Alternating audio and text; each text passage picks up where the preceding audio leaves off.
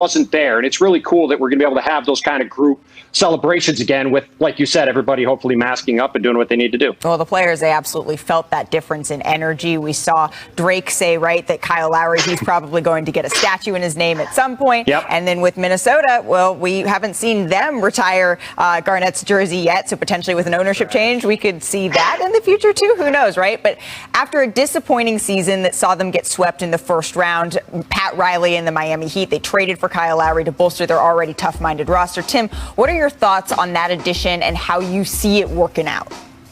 Well, Malika, this is like what we talked about yesterday when in that offseason survey, executives around the league thought that the Kyle Lowry move to Miami was the best one of the offseason. And it's just a perfect fit. You know, everybody I have talked to about Kyle, and you know him well like I do, he is a definitional Miami Heat player. He's a tough, hard-nosed, gritty guy, two-way player, is a really close friend of Jimmy Butler, which I think is important. He's going to walk in and immediately have Jimmy's respect and trust on the court, which is really important. And he just, I think, is going to make that team really go. You know, one guy who struggled a bit last year, Tyler Hero, after his really impressive play that we saw in the bubble. Yeah. I think guys like him and Duncan Robinson are also going to be really benefited by having a true point guard like Kyle Lowry, getting them the ball in the right spot. So I love the fit of Kyle in Miami. It feels like it's something that's been destined to happen. And it really, to me, puts the Heat up there in the conversation with the Bucks and Nets atop the Eastern Conference. When we talk so much about Heat culture, Kyle Lowry already kind of was bringing Heat culture to the Heat, so it's a kind of a seamless folding that we could see there. The Blazers and the Sixers, they play each other twice in the first month of the season, on November 1st and then again on November 20th. Tim, the names Ben Simmons, Dame Lillard, they've been linked to each other a lot lately. Which, if either, will still be on their respective teams when those games happen? I mean, my guess right now is they'll both be with their current teams, and that's going to make for a couple of games, like you said, in November, Malika, where no one's going to be talking about the games, right? Everyone's going to be talking about, will Dame Lillard be traded to Philly? Will Ben Simmons be moved on? What would it look like if they're on each other's teams? What would it look like if they're other places? Because like you said, Dame Lillard's name has been the number one name atop everybody's discussions about who is the next star that's going to get traded.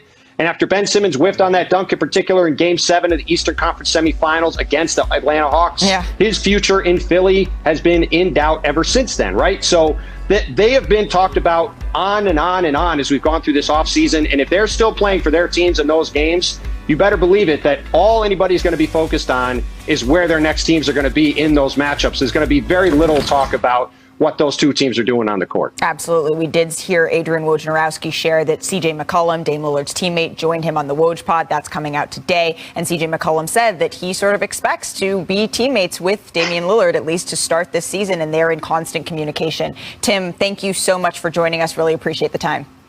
Great to be here. So we saw Tim's thoughts on the Miami and Philly out east, but Richard, the conference is already looking a lot tougher than it did when the season ended. Which teams do you see challenging the Nets and the Bucks? Ooh, that's tough because those are, obviously you're talking about the defending champions and probably the team that's favored to win a championship this year. I do like Miami. I think Miami maybe can't beat both teams, but they definitely could upset one of them if they get hot and get going. Outside of that, it starts, Philly, I think they got way too many answers.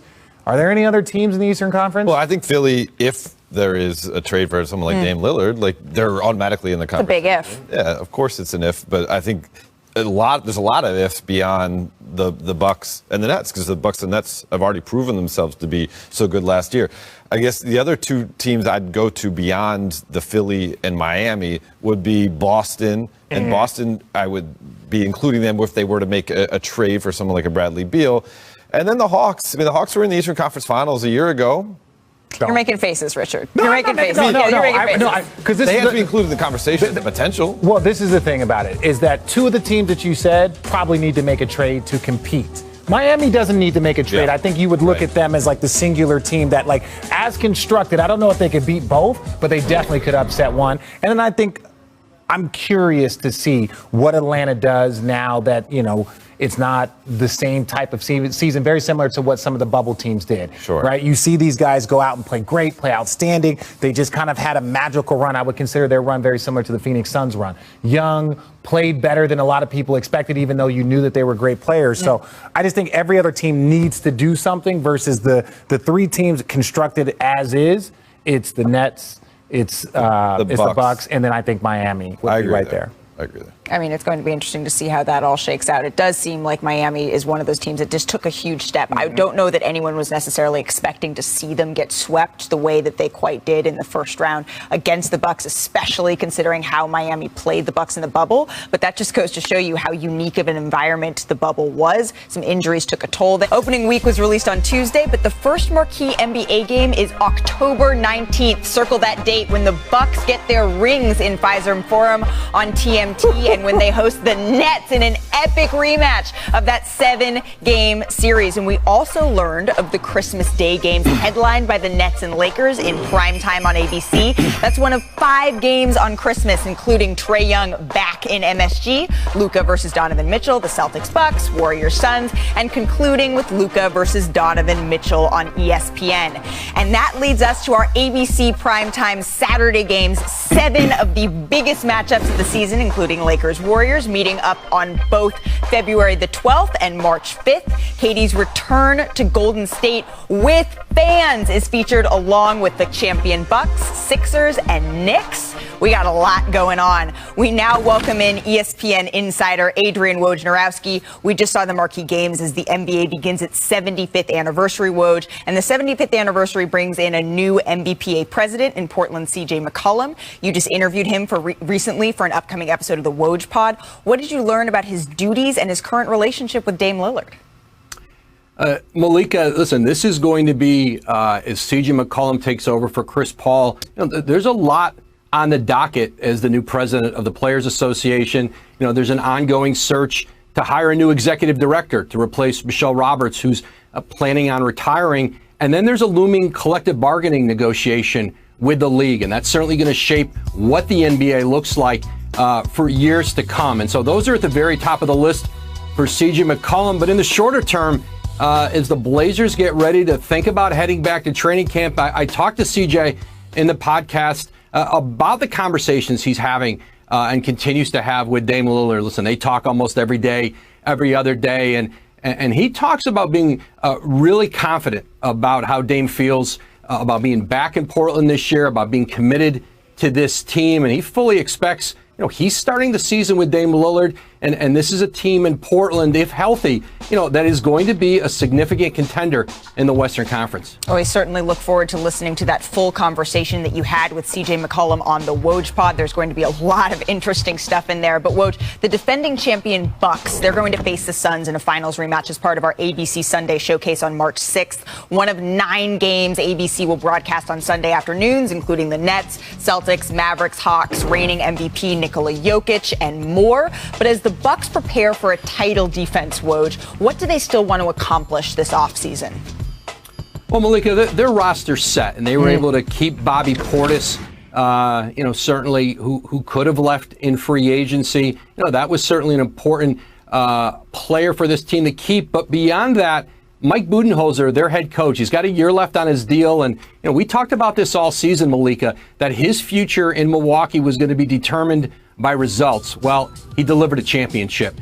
And so I think the Bucks and Budenholzer, they started to discuss a contract extension that takes them beyond next season together. And I think, listen, the Bucks want Mike Budenholzer back. He wants to continue as coach of the Bucks. I think he told Zach Lowe on his podcast he'd like a 25-year contract. But I think those conversations are ongoing. I don't think it'll be that long of a deal.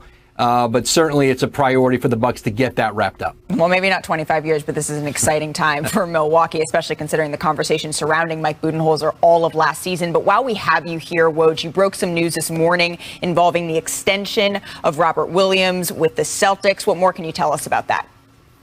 Yeah, 4 years, $54 million. Robert Williams' agent, Kevin Bradbury with Rep 1 Sports, tells me. And listen, this is for a young player in Boston who I think they really believe his best days are ahead of him. And certainly staying healthy and on the court are going to be important for him. But this is a player who gets a deal now that puts him in the top half financially of the centers in the league. He's only started 16 games in his career, but you saw last year the way he can dominate around the rim. They've got the extension done with Marcus Smart, and you start to see this core now around Jaylen Brown and, of course, Jason Tatum, that Brad Stevens, as the new president GM, is putting together, and now Robert Williams, 4 years, $54 million on his rookie extension. Wow. Well, that's really good stuff, Woj. Thank you so much for joining us. I look forward to listening to that podcast with CJ McCollum on the Woj Pod later today. Thank you. Well, we saw the Warriors. They were heavily featured in the ABC Saturday primetime slate, but before Christmas, they still have road games against the Lakers, the Nets, the Knicks, and the Celtics as we welcome in Nick Friedel, Richard Jefferson, and Ramona Shelburne. We'll start with Ramona as Klay Thompson continues his rehab from his Achilles injury. Ramona, what's the latest that you have heard there? Well, he's doing well in his recovery, but the Warriors are targeting that Christmas Day game against the Suns for his return. Now, he could come back a little bit before that, but in terms of getting his conditioning right, they're targeting the Christmas Day game against the Suns. I know that sounds a little late to people, but he was injured on November 18th. So this is 13 months from an Achilles injury. So Christmas Day. That is when Klay Thompson, the Warriors are targeting him to be back. What needs to happen? What are they looking at as factors there? A lot of this is conditioning. Okay, he's doing well in his rehab, but he's missed 2 seasons in a row now, and so you don't bring him back. And this is a conservative target. If he does well and his conditioning is up and he feels like he wants to come back earlier, he will. But this is a conservative target at Christmas Day because you need time to build your conditioning back up when you miss 2 NBA seasons. Yeah, well, and when we're looking at someone who recently tore their Achilles and Kevin Durant, 561 days he missed between when he tore his Achilles and when he came back, and potentially that longer timeline, we saw that help him in being able to come back at full speed, Nick. Very much so. And this is the key with Klay. The Warriors are going to take every precaution necessary. It goes exactly to what Ramona is saying now. The Warriors knew all along that this season was going to be judged on getting Klay back, getting the rust knocked off, helping him find his rhythm, and then getting him hopefully ready for the postseason. And Malika, the key for them is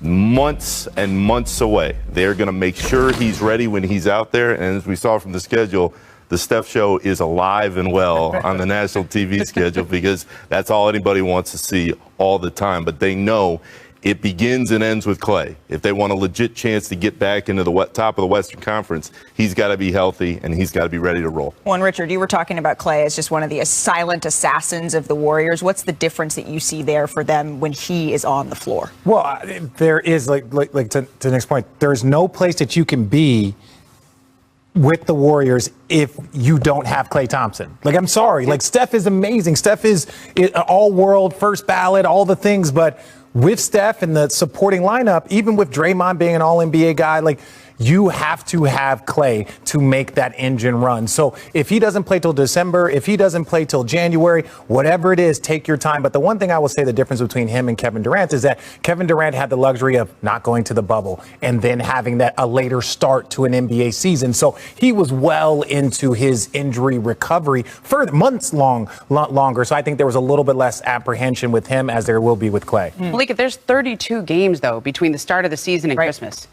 If he doesn't get back before Christmas, that's a big chunk of the season. Right. The Warriors, we had this idea that Klay's coming back this year. Well, Klay's coming back 32 games into the season. Right, so it needs a little bit of time. It's a serious injury you need some time to recover from. But someone else coming back. Kevin Durant's return to Golden State last season was in an empty arena. But on January the 29th, circle that, January 29th on ABC, Durant should receive a much louder reception from the Chase Center faithful, which Chase Center faithful, I'm not sure that's been developed yet. But Nick, what are you looking forward to most about that matchup? The intensity is going to be overflowing. And they all respect and love Kevin for what he did, but guys, there was some acrimony in the way it ended, and I think that the fan base always wanted to love Kevin, but maybe not love him as much as. But this ain't the Oakland fan base. As I'm sitting here next to an Oakland person. This ain't the Oakland fan base. This is the San Francisco. This is the corporate fan base. Like, no disrespect, they pay a lot of money, but this ain't the same, gritty, like Oakland people that are coming for you. It's a different group, so I think it's a little bit less intense. It'll be distinguished hating on. Look, if there's going to be any cupcakes in the arena, I'm sure they'll be like very fancy. Oh, they're gonna charge $12 a piece for those cupcakes, baby. Like, you don't worry about going to Duke and like all of a sudden it's like, oh no, the crowd's intense. It's like, yeah, but it's Duke. Look, the Warriors have gone out of their way to make sure that Kevin Durant is embraced and his time with the franchise is celebrated. I remember we've all taken tours of the Chase Center. Haven't really been fans there that much, but they have him on the wall. Like they are celebrating celebrating his time with the team. I know he's had some recent comments that calling out Steve Kerr, Bob Myers, but have you heard a peep from them? No response from the Warriors? There's a reason why. Yeah. There's a reason nothing to why. say. That's sort of who they are as an organization, right? That's sort of what I've heard, and their response is sort of like, I'm just sitting at my desk. This is this is what we're doing. This is not a Taylor Swift breakup song, okay? They're fine. But I would want to hear that if it was. Yeah, I know. If anybody could find something, it would be her. Well, we can have Nick go. You can go off and you can work on writing that. Thank you so much for joining us for a bit today, Nick, to talk about these Warriors. We appreciate that. I look forward to you reporting back with that homework. And I'll be ready to roll. Giving us a few bars at that. But coming up, we'll delve into the Lakers. And Richard, you're a busy man. Can you keep those dates open for us? Or are you going to be on like 6 games? I love I kid you not, growing up, when we were watching the Bulls, and then it was the Celtics, and then it was the Knicks, and then you would get quadruple headers. Triple headers were nothing. You get quadruple headers. So I think this is awesome. It really kind of gets you to just sit down, and it's just basketball all day. It's amazing. Ramona and I are going to make sure to send you a save the date, but I like that the Pelicans are in these games. They're not on Christmas. The schedule is Martin Luther King Jr. Day this year on January the 17th. It's featuring the Bulls and the Grizzlies and a conference finals rematch between the Hawks and the Bucks on TNT, and then the Jazz Lakers serves us as the nightcap on NBA TV. And we now welcome in senior writer for the Undefeated, Mark Spears. And Mark, what does the NBA's approach to showcasing the league on MLK Day, what does that mean to you? Oh man, it's one of the most beautiful weekends in basketball.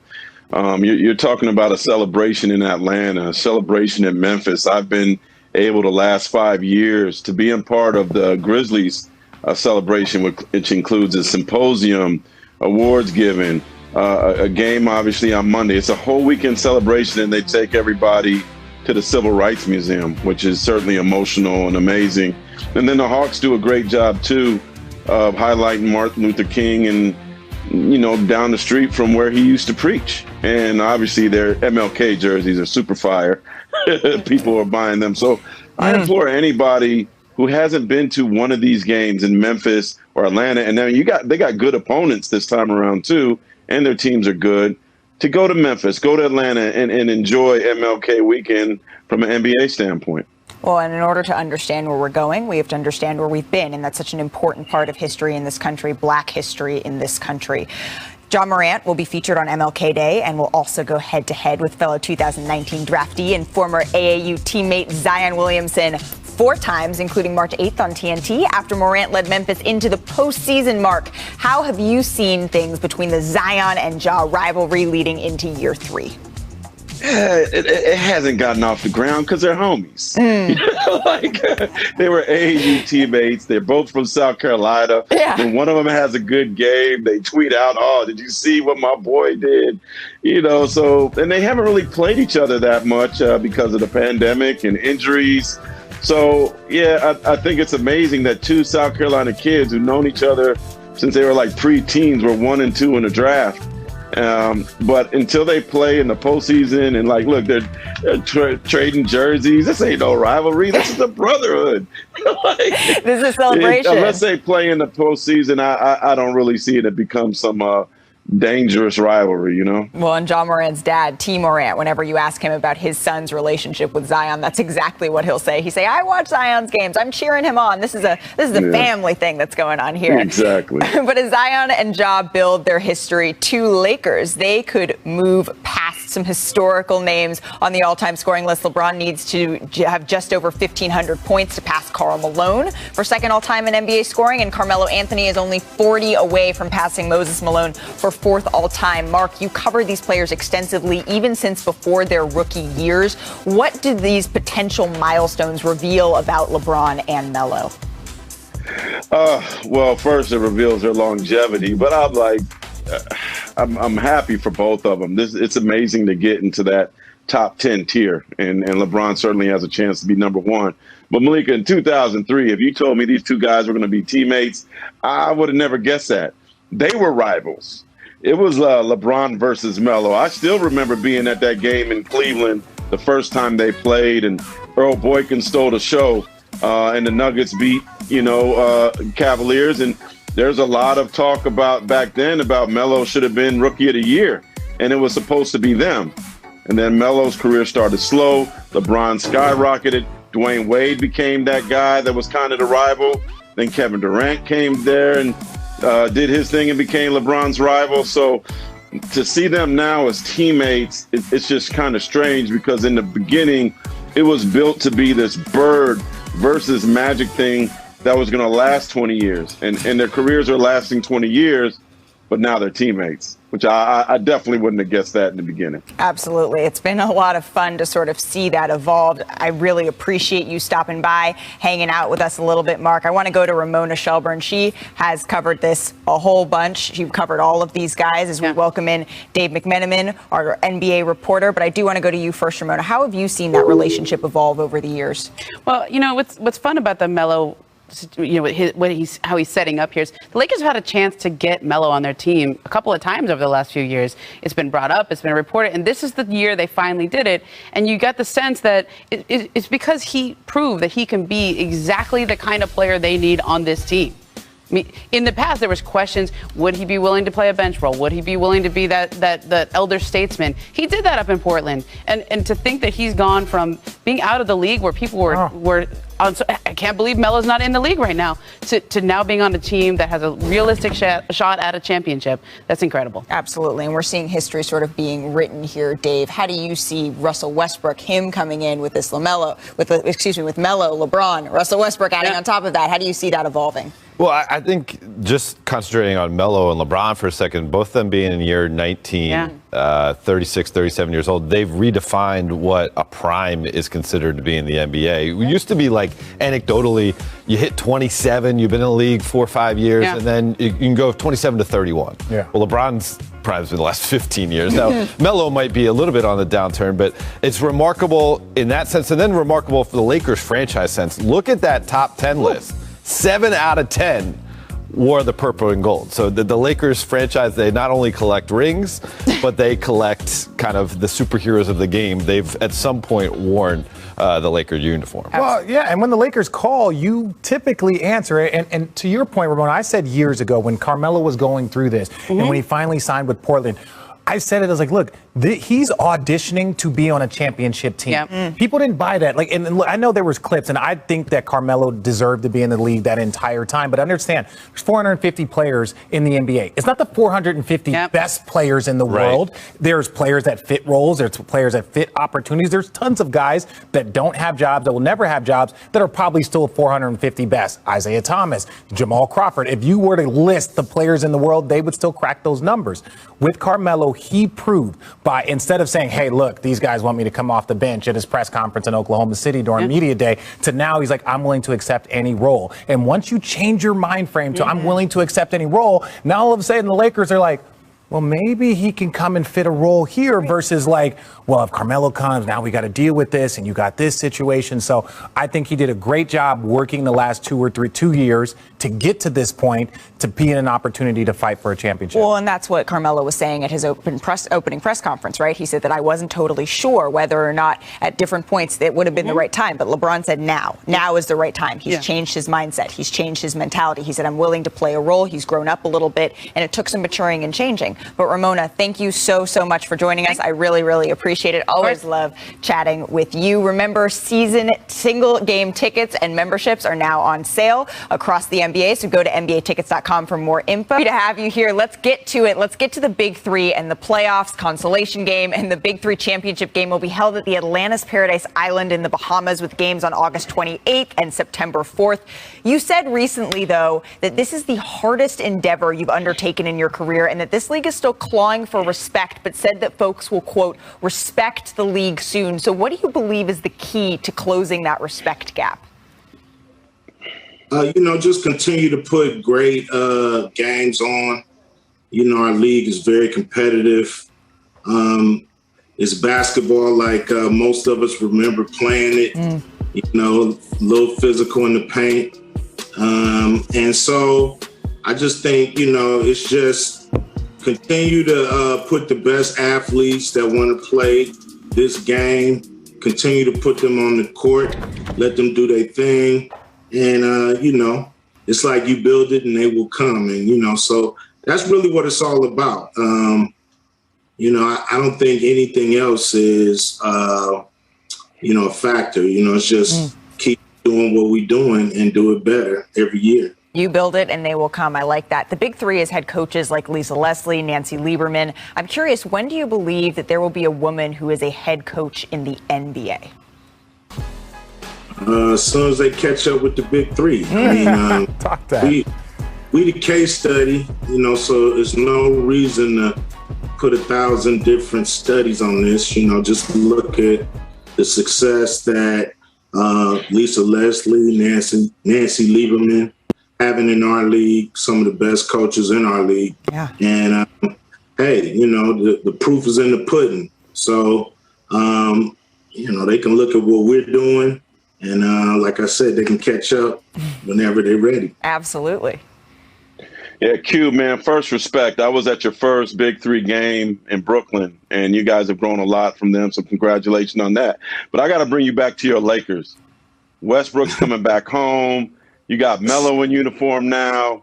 What is your expectation, and what do you think about all this hate about the age of the team? I don't think the Lakers are worried about that. There's nothing wrong with bringing in two hungry superstars into your organization. They still want those championships. I don't know if they've ever been closer to getting the championships than they have now. So they just got to do their thing. LeBron, Anthony Davis, they already proved they can do it. Now it's really up to Westbrook, Carmelo, to show what they can do to bring a championship to the Los Angeles Lakers.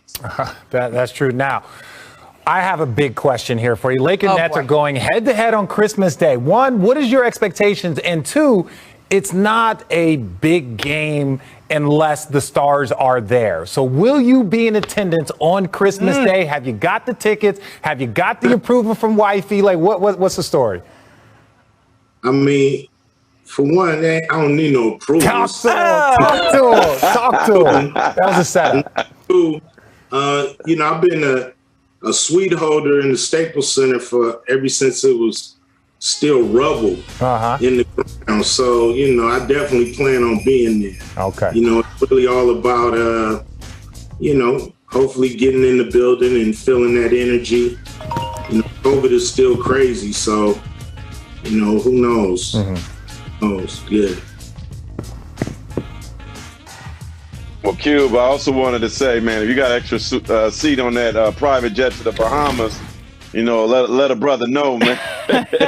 Yeah, but look, your boy Dr. Dre said Inglewood's up to no good, and today there was a tweet with Magic in Inglewood talking about the Clippers building an arena and asking people if they knew about this. I had to ask you, man, what you thought about that? I mean, it's disappointing. I do want the Clippers to get out the Lakers building. But I thought they would go to Seattle. Don't Seattle need a team bad? The Seattle Clippers sound good. The Las Vegas Clippers sound good. Jeez, San Diego. Back to San Diego. Back to San Diego. Okay, so Cube is trying to them all the way out. Any place that the Clippers can go, and I respect that, Cube. Now, look, Dame Lillard just dropped an album, and in your eyes, you've seen a lot of rappers trying to play ball, a lot of ballers trying to rap. Who do you think is the best NBA player turned rapper? Nobody has surpassed what Shaq has done as a rapper. Multi-platinum. Yeah, he got hardware. So, to me, it's kind of apples and oranges. If you can rap, you can rap. It has nothing to do with if you can play basketball or not, and vice versa. Dame is dope. I like him as a rapper. I like to hear his flow and how he put it together. So, but Shaq got the hardware. Absolutely. Absolutely. That's fair. Absolutely. I mean, he's got the stuff to back it up. But before we let you go, Cube, and you said I can call you that now. I don't have to call you Mr. Cube like I did off air. I want to ask you, speaking of rappers, about Nipsey Hussle. On Monday, 30 for 30 podcast and The Undefeated present The King of Crenshaw, a 4-episode podcast series on Nipsey. How do you remember him and some of the moments that you shared with him? Nipsey, I didn't know him that good. I knew him, on and off. I saw him coming up in the rap game, really trying to get his feet wet. And I just loved his tenacity.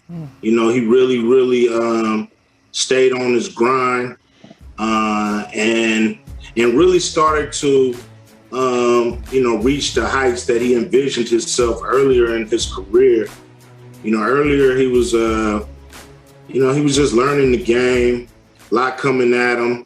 And later I just saw the maturity and just saw him blow up as an artist respected in LA. So I just always had respect for, what he had accomplished up until this point. And to see him, murdered like that, it's just sad for it to happen in his own neighborhood. Absolutely. He was certainly someone who meant a whole lot to a bunch of NBA players, a bunch of folks around the NBA community. Cube, thank you so much for your time. We're definitely going to be tuning into the BIG-3 as the championship approaches. This is going to be exciting stuff. Yeah, 3 weeks left. Check us out. Football haven't started yet. Summer league over. Come on and hang with the BIG-3 for these 3 weeks. The best fireball you're going to see.